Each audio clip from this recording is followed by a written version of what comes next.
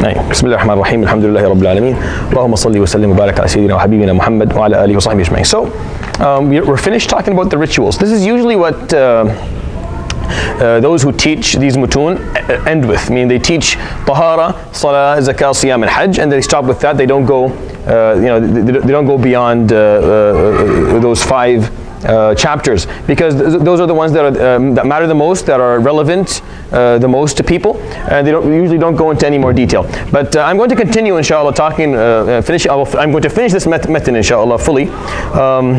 I'll spend less time on the coming chapters than I did on the first five that we talked about. So the first five took us around 5 months, taqriban, or something like that. The ones to come will take less time, because I will not do comparative fiqh. I won't talk about the madhahib here at all.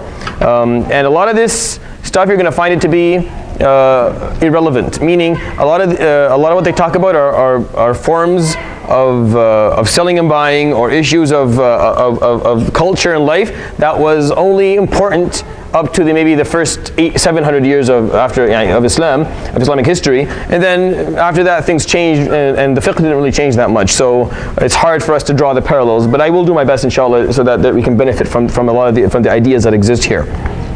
So what are we going to start with today, inshallah? There will be a quiz on zakah, siyam, and hajj. I'll let you guys know, inshallah, the timing of it very soon, because we did tahara and salah, and I want to do something, inshallah, for zakah, siyam, and hajj, and inshallah that way we've established that al-fiqh al-ibadat, the fiqh of the rituals or the acts of worship, has been, inshallah, completed. So we're going to start today with kitab al-buyu' وغيرها من المعاملات. So kitab al-buyu'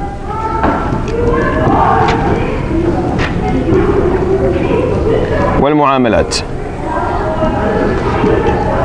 So what does this mean? The chapter of trade and other commerce. So here we're talking about trade and other forms of commerce. And this is important, of course, when you're studying fiqh. Maybe 80% of every question that a sheikh has given has something to do with money, has something to do with a transaction, a financial transaction that happened, and whether it's halal or haram, or something to do with work, whether it's okay to work here or not to work there, and it's okay if I purchase it like this or that. So a very high percentage of questions that you get outside of ibadat, outside of rituals, outside of siyam and zakah and hajj, are going to be focused on issues of finance, trade and commerce and stuff like that. So we'll start by reciting what the Imam said, and I'll talk about I'll do some commentary and some explanation. يقول الإمام أبو شجاع رحمه الله البيوع ثلاثة أشياء. When it comes to trading or selling, it falls under three basic categories. Now, the first maybe 10 sentences we're going to read in this chapter are issues of ittifaq, meaning all fuqaha agree to these things. I'll tell you when things start to become disagreed upon amongst scholars, but most of what we're going to read at the beginning are rules that all the scholars of the four madhahib agree to, and they're stated at the beginning of this chapter. The first category, بيع عين مشاهدة فجائز. وبيع شيء موصوف في الذمة فجائز إذا وجدت الصفة على ما وصف به وبيع عين غائبة لم تشاهد فلا يجوز. Alright, so the first category, so we're going to talk permissible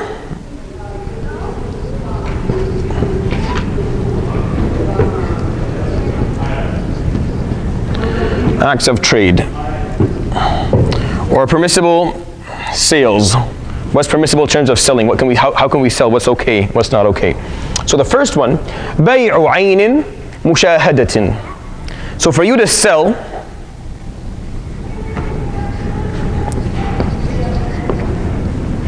so selling, ayn is an asset. All right, anything that you own. We're not talking, because you're not selling cash, not selling money. You're selling an asset. How do you spell asset?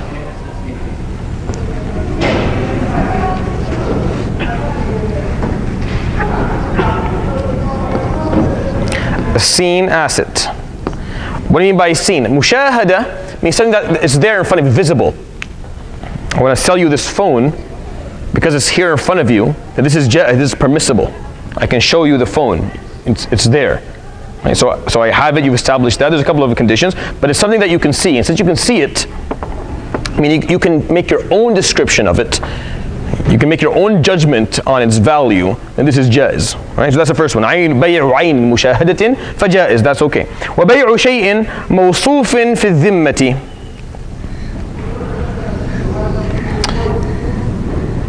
And selling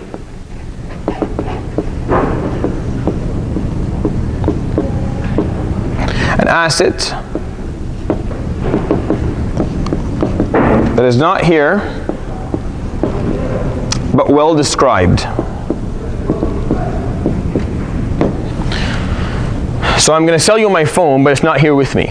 I'm going to describe to you my phone. I'll tell you all the specs and what it looks like and the color and how long it's been used. I'll give you all the description, the full description of what the phone is. موصوف في الذمة, meaning I'm describing it for you and it's based on my narrative. It's في الذمة. You didn't see it.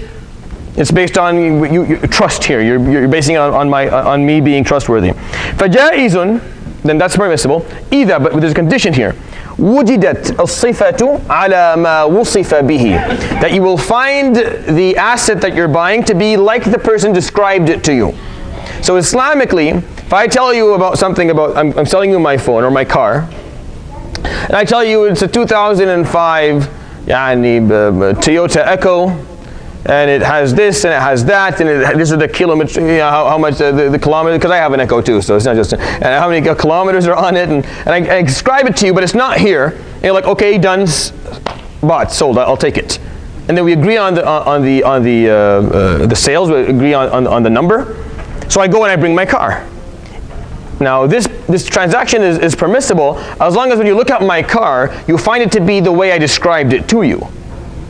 It can't be a 2004 Toyota Echo.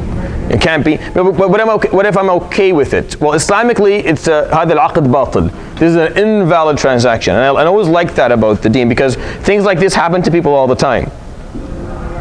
Because they're so busy and they don't want to go through the difficulty of just returning it, they'll take something that was misdescribed to them just because they'd rather not go through the hustle of fighting with the person. But Islamically, this aqd is batil. This is an invalid transaction because what was described to you is different than what you got. And when you put your money, you're putting it based on that. The money of the Muslim, دم المسلم حرام مال المسلم حرام كدمه. The wealth of a Muslim is sacred, just like his blood. Just like we're not allowed to harm one another physically, and that's a sacred thing, then also your wealth is treated the same way. So it has to be the way it was described, and if it's not the way it's described, it's an invalid transaction, and we have to do another one. Yeah, what if it was like technically true, but not like somebody was obviously not true to what they said? For example, I'll sell you a car, 2004, it's got wheels and everything, but then they give you a toy car. Like, well, you paid me like 5,000, but it's like you got a toy car. It's a car. Yeah, so that's an invalid transaction.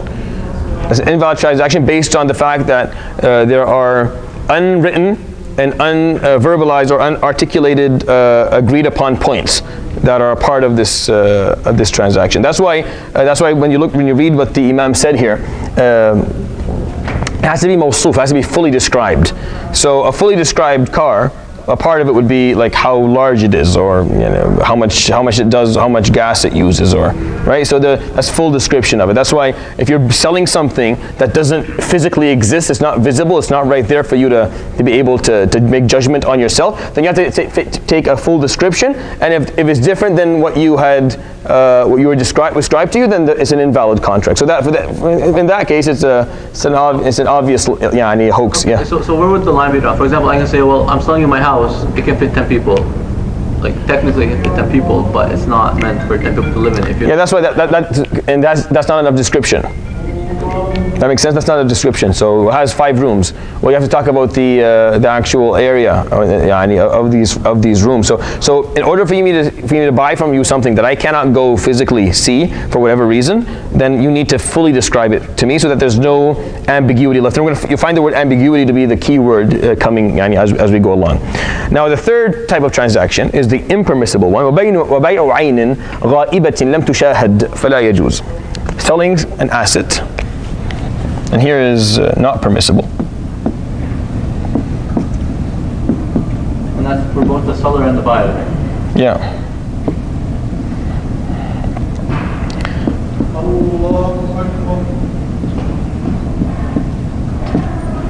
وبيع عين غائبة لم تشاهد, unseen and unpresent asset.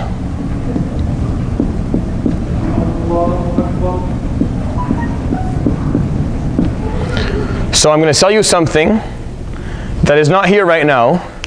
I don't know much about it. Example.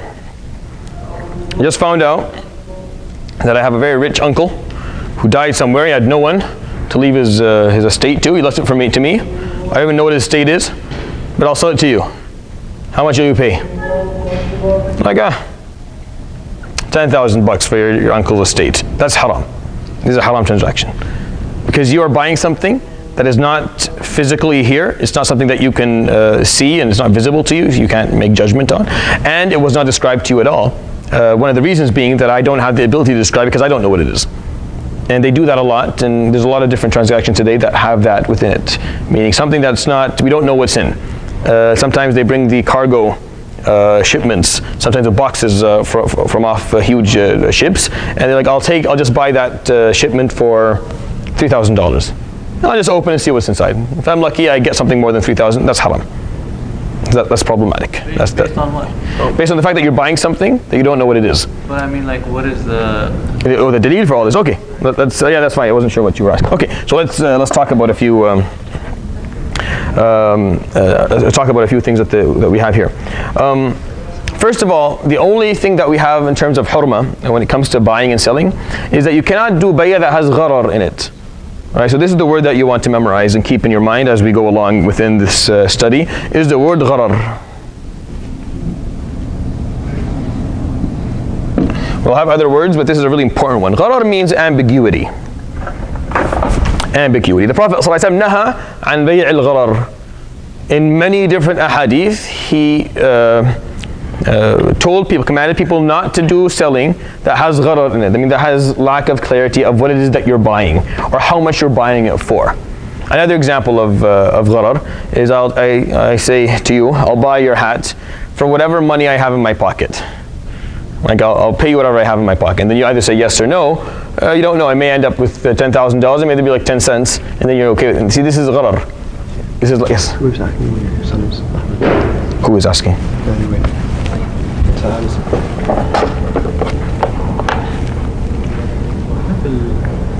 Tell her he went with Ammu Ali to our houses. Yeah.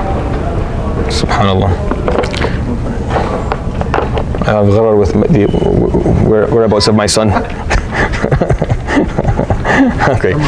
Yeah. So the word gharar is ambiguity. So when you buy something that is ambiguous, it has no, that unknown or we have no understanding of what's there, there's impermissibility in doing that. Now, are there exceptions to this rule? Like if a huge shipment came in and there is understanding that in the shipment is 1, 2, 3, so let's say you know that in the shipment is something, there's a certain asset in the shipment that you know about and you want to pay for that, and that's okay. And then you're okay with getting whatever extra stuff that you get, that's all right. But if you to buy something completely ambiguous, you have no idea what's going to end up. You can open it up and it's just garbage, it's total filth, and no, that's not okay. That's not how Islamic, it turns into a form of gambling. What happens with gharar is that very quickly it turns into a form of gambling. And today psychiatrists talk about at least 4 or 5 additional forms of addictions, and they all come in the form of either online day investments or something that, or some stock market, quick investments. People are sitting in front of their computers, looking at stocks, pressing on buy, sell, just based on, and with no strategy, and with no understanding of how the stock market actually works. It turns into an addiction, and they can identify an addicted, a brain that is addicted through different studies. So, and that's, any form of addiction is haram in the Sharia. It becomes a form of, gambling, and that is what we want to shy away from. Yes. So is investing in Bitcoin considered haram? No. So well, we don't really know enough about Bitcoin to say whether it's haram or halal to invest in it. I'll tell you what is haram. And when you invest, you have to have 3 conditions. There's 3 conditions for investment. Just kind of memorize them and keep them with you. unless you have a strategy, of course, unless you have studied the stock market and you have strategized and you know exactly what you're doing, and that's usually someone who studied like a year or two of macro and microeconomics, understands very well how the stock market works, and he has a strategy. If not, then you have to have three conditions. First of all, the company that you're investing in cannot be a company that trades in core haram things, meaning they cannot be trading lahm khanzir or alcohol or they're loan sharks. They can't do that specifically. That's one. Number two, you have to know a lot about the company and the product. I mean, you have to actually do your homework, you have to study about this company and justify why it is that you believe that this company is worthy of your investment, that's worthy of putting money. You have to see something special about it. That's number two. Number three, and this is like something that scholars differ upon, but I think it's important. I think it's worthy of us doing, is that you invest for at least a year. You invest for at least a year. That shows commitment. Most people, when they invest in stuff, they invest for a couple of days, just hope for that number, for that stock market indicator to go up a bit, and then they sell it and they make a quick buck. Making a quick buck, anyone can do that. Like, there's so many different legal ways to do that. Adding another way to the and trying to make it halal is not going to make it any better. Invest for a year, which is enough time for whatever plan this company has to actually come through. And if you believe in their plan, believe in their vision, then you've given it enough time, and then you can sell after that. And I think that's a good way of looking at it, unless you have a strategy. Now, I don't mind if you strategize in terms of dealing with the stock market. That's a whole different thing. But most people don't strategize at all. Meaning, you don't even know what Bitcoin is.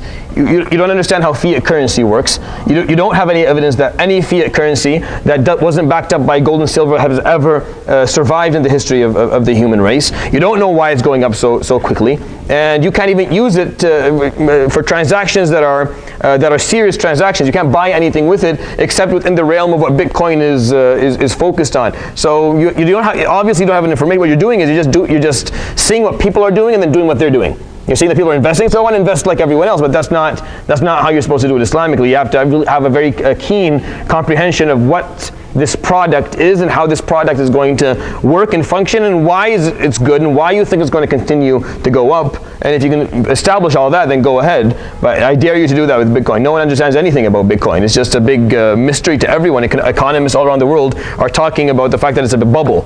Very soon this bubble is going to pop, and there's been a lot of bubbles in history. Like, there's been a lot of bubbles when it comes to finance. So you don't want to add yourself to that long sad list of people who invested their money in something they didn't understand and then lost it because they just were too lazy to actually do their homework. Investing is actually an important. It takes a lot of knowledge. Okay. So those are the three types of selling, of trade. Gharar, yes. They have like things like mystery boxes, subscription boxes. What, in gaming?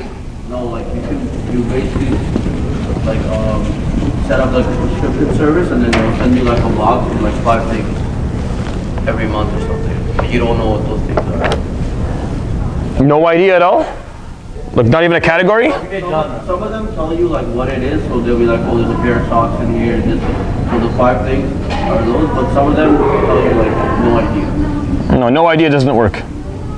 Yeah, but if there was some description, so telling you we're going to send you a box, you're going to find like clothing in it, some form of clothing from this company, or that fits a male adult or something like that, then that could be considered, and not for the majority of scholars, by the way. The majority would tell you it's haram because I told you these are the things that they agree upon. When it comes to buying and selling, we have to know what we're buying and selling. If we don't know what it is, then we shouldn't be buying and selling it. But some scholars will be okay if there's a description of the genre good enough for the money to be equivalent of what you're actually getting, which is okay.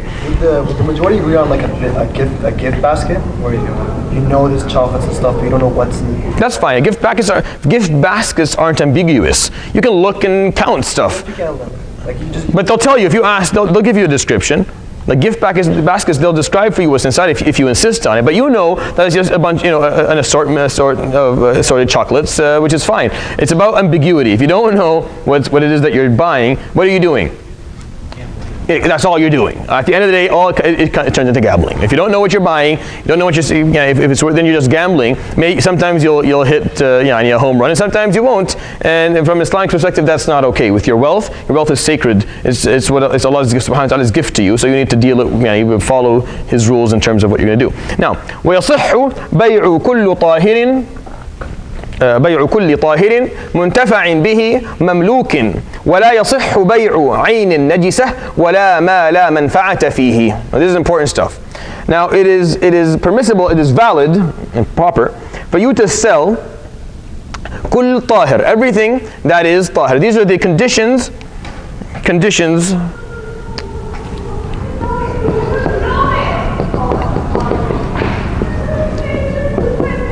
for the assets that we're selling and buying. All right, so there has to be conditions for these assets. So the first thing, tahir. It has to be tahir, meaning not impure.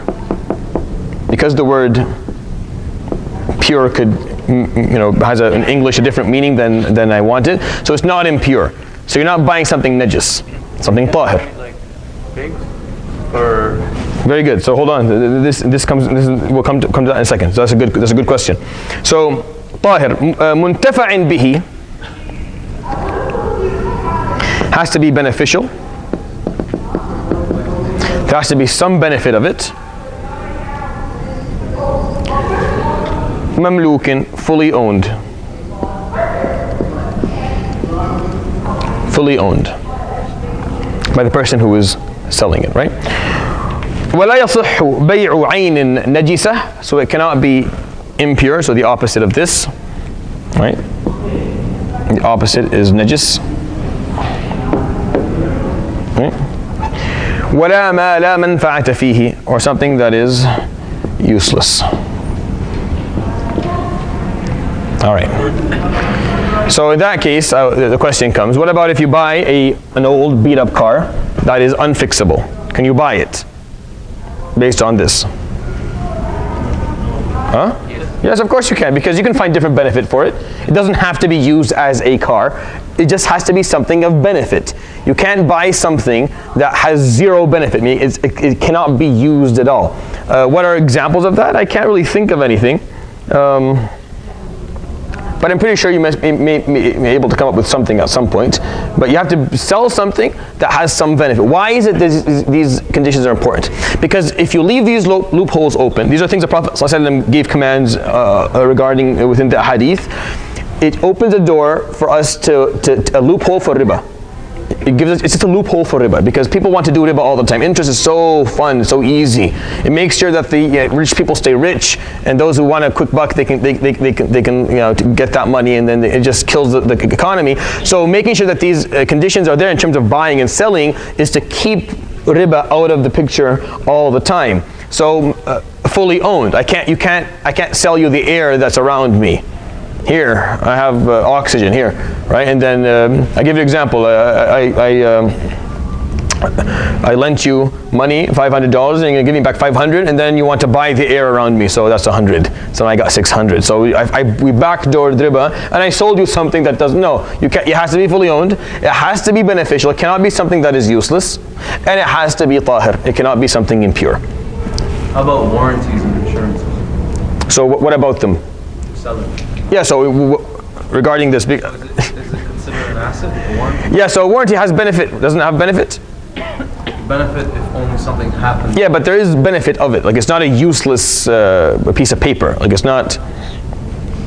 It's not a useless concept. There's some benefit in now. Now, whether the fact that benefit here is conditional or not conditional is not a problem, because a lot of things I can sell you could be only beneficial conditionally, like weapons, for example. They're only beneficial if you need to use them, but in many cases you may never need to use them. So conditionally beneficial is still beneficial. Just when something is la manfa'ata fihi, it's something that has no use whatsoever. It just turns into a backdoor for riba. That's all it turns into.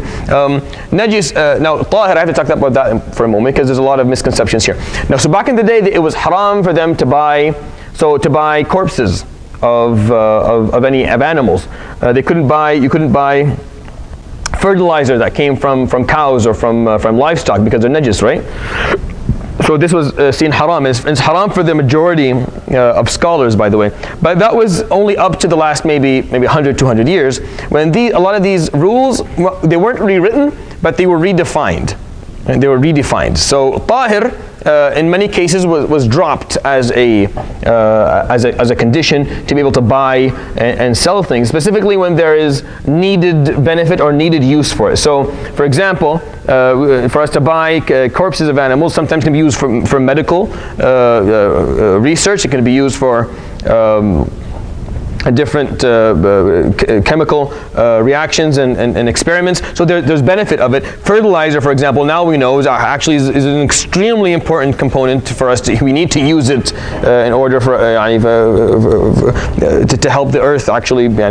So when we talk about purity here, the rules have changed maybe in the last 100 years for a good amount of scholars who started to see that the concept of purity was when it was put here, it wasn't put for the examples I gave you. It was put for it to be haram for a Muslim to trade in lahm al-khanzir, and it was being put haram for the Muslim to trade in alcohol. Because these are anjas, hadi ayan najisa, hadi uyun najisa. These are assets that are najis, and a Muslim is not allowed to trade in them.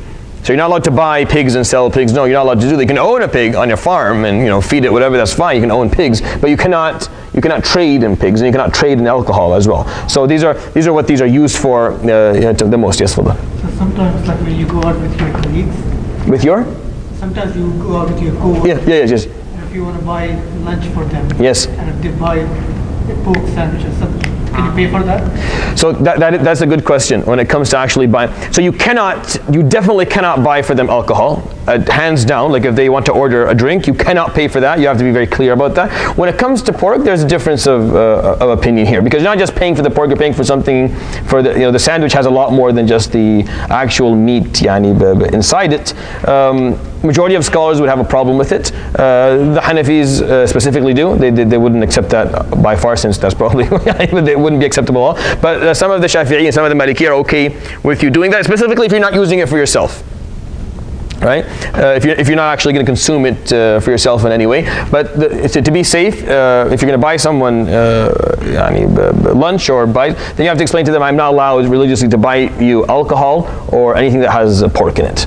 And then they can just buy, which it's not that big of a problem. The funny part is that for Jews and Christians, they're not supposed to eat pork either. Like they're not supposed to eat pork. Like Jews and Christians, within their own faith, they shouldn't do it, but they do it anyway. So for them, it's not unheard of when you talk about it. So they're not going to be, oh, why? No, they know.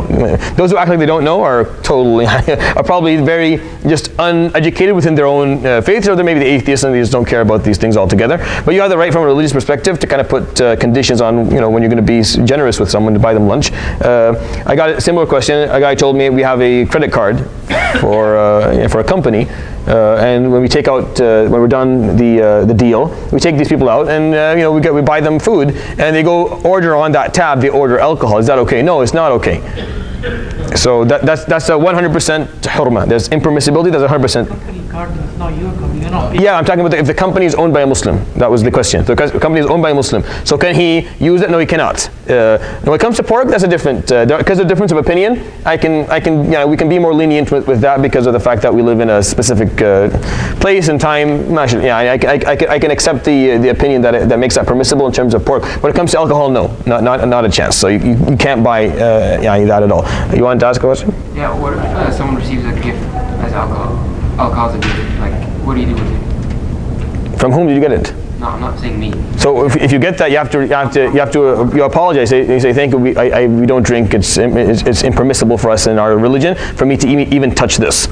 You're not even supposed as a Muslim to carry it around. Like I'm sorry. Look. When it comes to courtesy, in work relationships, as Muslims we are totally for it. We emphasize it and we make sure that we're the most respectful and the kindest co-worker. But we do have a number of red lines that we just have to be very clear with people on. Don't let others kind of bulldoze your your ethical or religious beliefs when it comes to these things, and just be very clear about it, and people will appreciate it eventually. I mean, but no, when it comes to alcohol, you're not allowed to accept that as a gift at all. You can't exchange it, you can't sell it, you can't give it to someone else. You have to leave it on the table. Like you have to take this with you. Like I can't touch this at all. And if that offends them, then that's basically their problem. There are certain lines where you just have to be. You have to be who you are. Like with inshallah, like the flexibility to make sure that we make it as easy as possible for every Muslim to do the best he can do. Let me just come here. Come back, I guess. Hey, go ahead. Yeah. So I'm just looking at fully owned. So you have to fully own it in order to sell it. Can you lay ownership to land, something that's naturally of the earth, I guess? So like an example, for example. Well, in that case, nothing's fully owned. Everything is. You don't even own yourself. Like you and I are owned by Allah Subhanahu wa Taala, right? Someone has to come pay to see, like the ocean or something like that. You know what I mean? Like. You're not selling. This is not selling. But you have to pay. Like it's a transaction. You have to pay in order to see the. Yeah. I'm not talking about. So this is for assets. We're selling assets. We're not. So not every transaction. Transactions have a lot of different categories. There's more than 55 transactions that the Muslim fuqaha counted at least. Here we're talking about selling and buying assets. So you have to own the asset to actually sell it.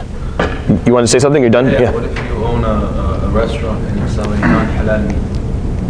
So when it comes to non-halal meat, the word halal meat and non-halal meat is another long discussion. I'll summarize it as the following.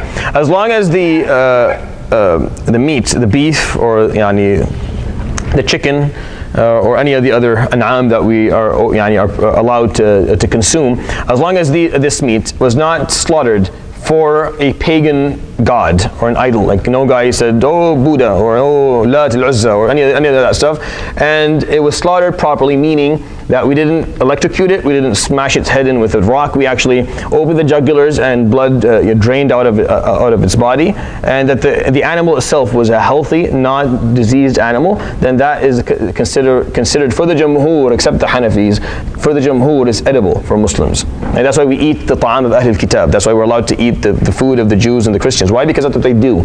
They don't slaughter it for an idol, and they follow the same rules. So as long as those rules are followed, say Bismillah and eat, and I'm good in terms of that being the I'm okay. I personally don't mind. I think we fail sometimes to see the health factor in things being halal and haram in Islam. So there's a health factor that is is overlooked a lot. You're better off going eat. Just go chew on a tire.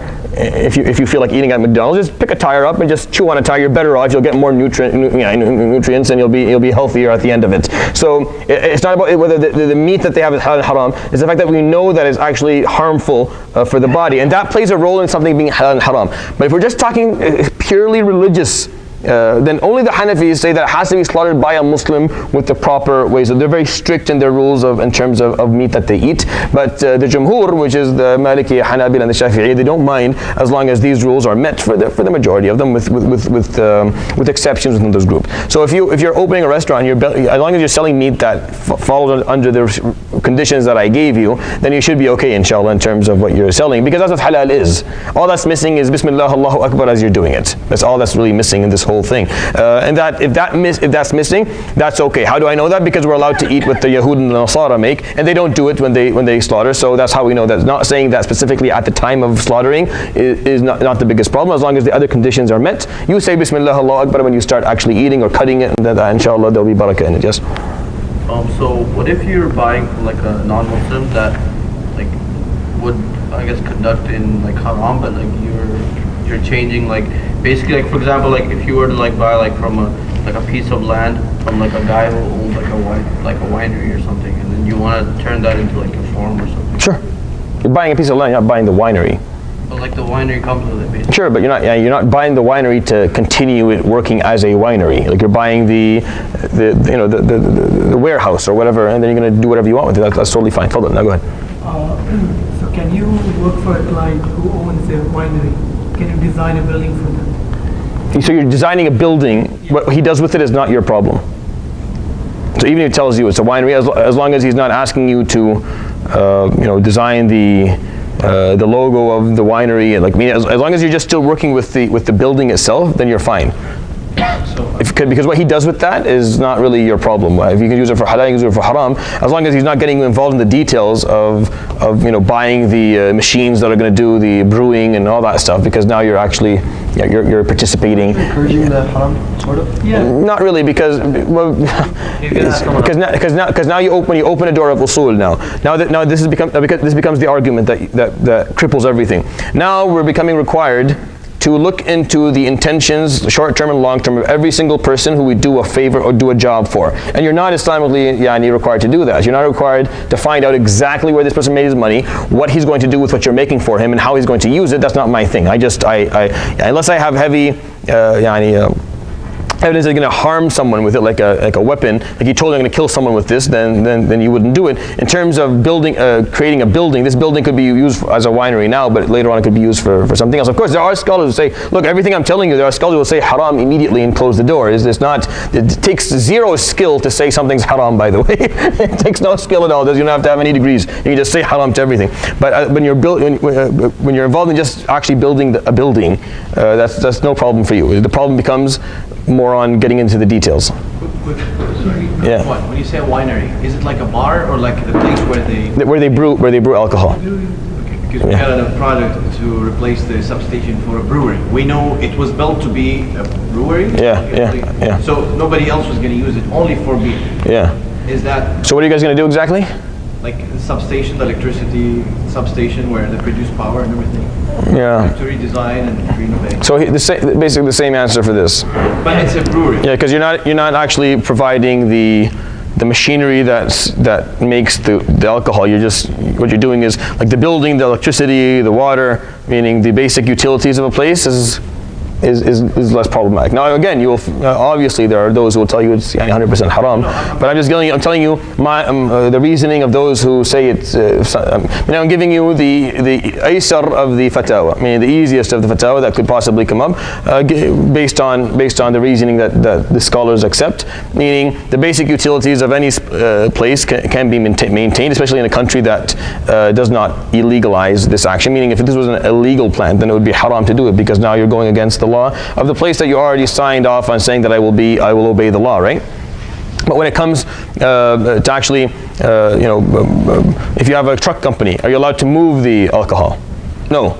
If you have, so that's how you come up. So you're not allowed to move the alcohol from one place to the other.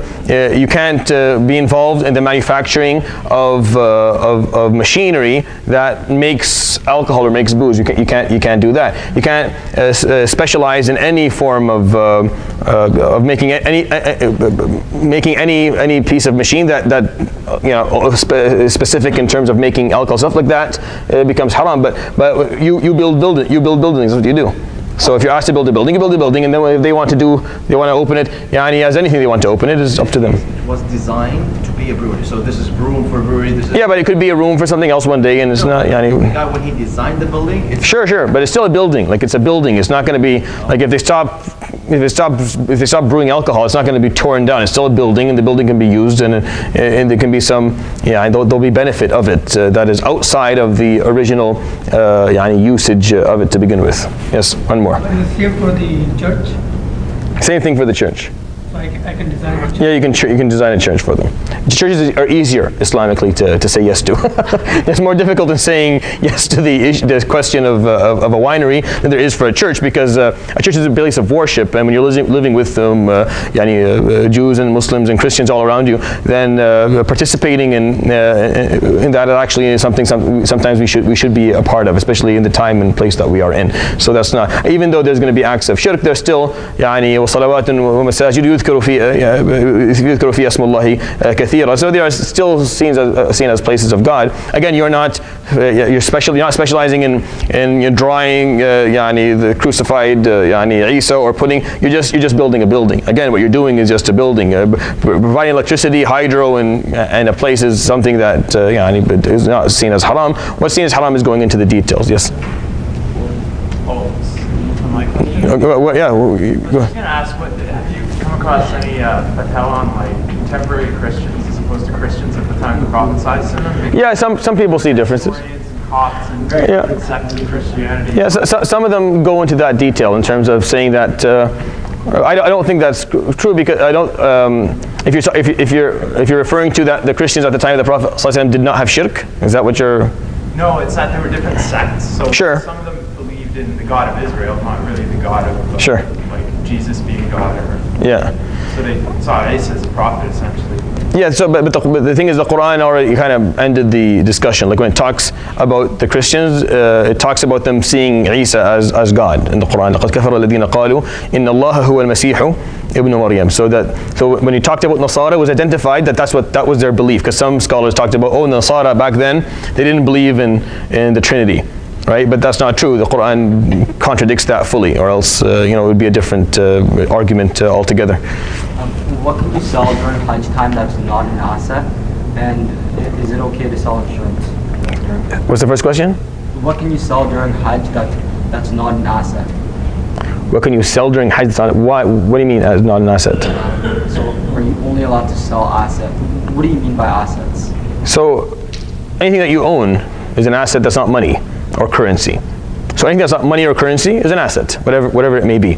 Now, when it comes to warranty and stocks, and these are a bit more complicated. I mean, there's because all the books of fiqh that we study don't have them at all. So the conditions that they don't really carry them. So you have to actually listen to what the fuqaha in maybe like 60 years came up with in terms of drawing parallels and whatnot, which exists in everything. It's just that. You have to kind of leave the traditional fiqh outlook on assets and selling. Yes. So I just wanted to clarify my last question. Like, do the fuqaha you read understand that the Christians worship the same God as we do? Sorry, I didn't get that. Do they understand that the Christians, like the churches, that they worship the same God as Muslims do and Jews do? Well, I don't. For the fuqaha, they don't believe that any other faith actually believes in God the way the Muslims do, in terms of the attributes of Allah subhanahu wa ta'ala. So it doesn't really matter whether because the attributes of God for Christians and for Jews are a bit different than they are for Islam to begin with. So it doesn't really matter whether that question is answered in yes or no. They have shirk somewhere in their belief system, and that shirk is still there, regardless of what beyond that shirk they actually believe in. Yeah, I guess it would be problematic regardless, because they claim that God fell asleep in the Bible, right? Like he worked for 6 days and then he rested on the 7th day, right? So that's already problematic, I guess, from trying to match their al-Qidah exactly with like ours to theirs. Sure. Yeah. So there's theological differences. Yeah, but I'm not sure. Is that what you were asking? I'm not clear on what. Yeah, it's just simply if they understand it, like yeah. If you own a delivery business, and you're asked to deliver pork. So my fatwa on this matter is that if you're not allowed to deliver anything that has alcohol in it. But if you're delivering pizza or that has some amount of pepper, that's fine. But you're not allowed to actually own a delivery company that only delivers pork, or delivers just from a butcher and just is moving pork from no, that's not okay. But if you're delivering food or from a grocery store that happens sometimes to have certain, then that's not a problem. But you're not allowed to deliver alcohol, for examil. If you're doing like from a house to another house, and then they see they have alcohol, you tell them you put this. Yeah, exactly. Alcohol, you don't take it. So that which makes it a bit more sometimes a bit difficult. But you're not allowed to move around alcohol. So what about a corporation where nobody really owns something fully and it's just shared between people? Is that okay to sell something like that? As long as what you're selling is well defined, meaning the person who's buying knows what it is he is getting when he's buying your shares in the company. Not just shares, but just the product too, like from a so as long as he knows what he's getting into, it's fine. It's ambiguity that's the problem. It's gharar. The word gharar, ambiguity, things not being clear. Meaning it turns into a gamble. As long as it's not turning into a gamble, it's clear on what it is that you're getting for your money, then that's fine. If you value what you're buying and you think it's worthy, then you can pay for it. And if you don't think it's worthy, then you don't pay for it. But if you don't know what you're getting and you're just going to gamble and see how it works out, then that becomes problematic from an Islamic perspective. Yes? So another question that is, you mentioned with the moving, what if you're a taxi driver and they're buying groceries and you see they have alcohol? Yeah, that's fine. Yeah, because you're moving the person, you're not moving the alcohol. Right, so what he carries with him is not really your problem, unless of course he's carrying something that is like a weapon, or and he shows some intent of going to harm someone else, and that becomes your problem at that point. But if he's carrying pork and alcohol, and he's smoking a cigar, and he has a few unlawful sisters enter the thing, that's his problem. You just drive your car and just let them go. You'd rather as long as it's better than them driving and killing people on the street. That's for sure. Yeah, again, like I said, if something's harmful, that becomes problematic. Yes. Yes. Yes, go ahead. Yes. We've done 45 minutes on this. It's okay. I was thinking about how, like, the full factory thing, whatever, the wine yards, whatever. Yeah. So if you know that a corporation, and I want to be specific, if you know for a fact that some of their money goes to help, like, oppression, مثلا Starbucks, like, most of the money does go to Israel. If you know that, can you buy the products? Well, that's a good question. I mean, obviously it's good to know about it, but yeah, it's a good question because it is a problematic thought. If you know that these people that a product company is actually supporting oppression, now that's where the problem comes from. That sentence. How do you know? How are you sure? In what way have you been able to verify this? Because they support a country, because in that case you can't deal with America at all. Like, you can't even enter the country, because if you enter the country, that they benefit financially from your entering the country, and they support Israel. So this becomes an endless discussion, meaning you literally cannot cut the ties anymore, and you can never really identify it. But look, if there is a company that's saying, yeah, we support the killing Palestinians, and we support Israel's aggression against Muslims, then yes, of course it's haram to buy from them at that point. But I don't believe that there's a company that actually claims that. There are companies where their CEOs are maybe Zionists, or they do things with Israel. In that case you can't enjoy watching Messi play football anymore, because he's so it's you can't make, it's not black and white, and it's not as clear as that. But when it is, and when it's made clear like that, then it becomes harm. But I don't think we have many examples of that anyway. To begin with, would it be safe to assume that if you just avoid it, you get more ajr? If you can avoid it, yeah. So like the same question with the winery. Like if you, of course, if you can avoid it, he's not asking me based on the fact that he can avoid this. He's asking me based on the fact that I work for a company. I'm being asked to do this. Do I quit my job, or do I do my job? What do I do? Obviously, if you had a choice, everything we're talking about, obviously as a Muslim, if you had a choice, you would be very, very clear, and you wouldn't come even anywhere near this. So when I'm offering the answer of the easiest of the fatwa, I'm offering it based on the understanding that you wouldn't do this if it was up to you. If you had the choice to design a masjid or design a winery, you're obviously going to design the masjid, not the winery. At least I assume every Muslim thinks like that. But when you're coming to ask me a question like that, like if I'm owning a moving company, if I have to move, well, because you're being put in a situation where you don't have much choice in terms of what you need to do. For example, for the moving company, just to kind of make that easier, you can pay other people to do that for you, like as an outside contractor to move around the alcohol for you, right? If you're designing the winery, you can find people. If you have to design anything that is specific to the wine or to the alcohol, you can have someone else do it, or you can give up certain hours so you're paid less to someone. So you can give up some of your pay, but at least get the job done, so you can hold on to your job, which is going to be essential for your career. So there are ways to do things. It's just that we have to understand what it is that we cannot bend. There's no bending the rules at all, and where rules are, there's some leeway, and not for all scholars obviously, but for some scholars specifically. And I think we need that leeway in living in a country that is so that is so anti-Islamic law, meaning the mentality here, the way that people think, is so different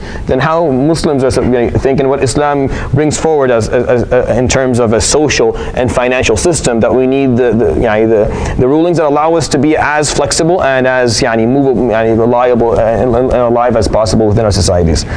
Okay, one more. This is not what I think. Yeah. But you need to mention something about man taraka shay'an lillahi wallahu khairan. I know personally a guy who was asked to. He's a structural engineer. He was asked to design a church.